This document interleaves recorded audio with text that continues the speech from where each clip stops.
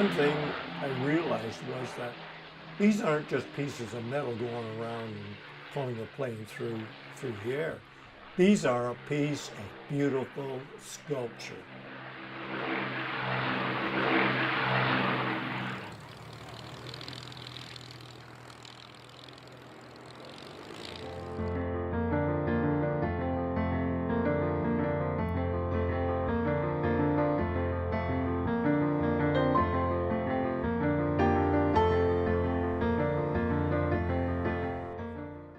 Growing up near the Air Force Base in Trenton, Ontario, Richard Hughes witnessed the returning aircraft from World War II.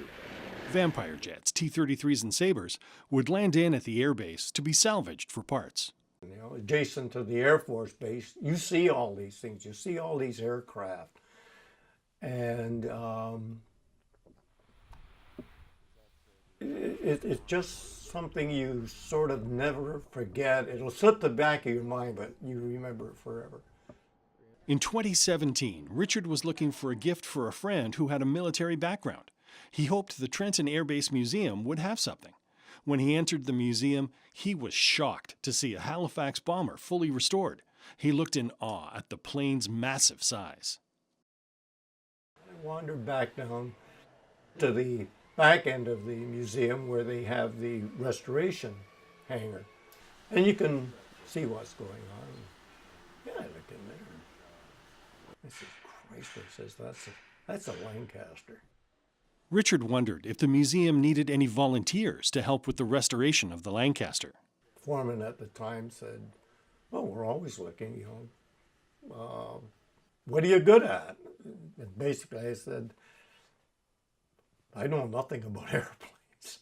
All as I know about a Lancaster is they had a 12,000 horsepower Rolls-Royce Merlin engines times 4. And that was how I started with the Lancaster project. The first job they gave me was the propellers. And it was a dirty, long, hard job refurnishing these props. One thing I realized was that these aren't just pieces of metal going around and pulling a plane through the air. These are a piece of beautiful sculpture. I mean, if you sit back and looked at them and touched one of these propeller blades, Henry Moore would be envious. He really would. When the propeller comes out of a shop, he says they're so finely balanced that what they'll do is take a human hair and drop it on the tip of that prop. If that prop so much as moves a millimeter, it's any movement, goes back to the shop to be rebalanced. That's how precise they were. But the Lancaster was unique. I mean, it was big. It's a big plane.